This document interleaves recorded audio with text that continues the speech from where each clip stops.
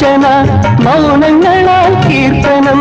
എല്ലാം അറിയും നീ ഗോപുരവാതിൽ ഒന്നാം രാഗം പാടി ഒന്നിനെ മാത്രം തേടി വന്നുവല്ലോ ഇന്നലെ നീ വടക്കുന്നാഥന്റെ മുമ്പിൽ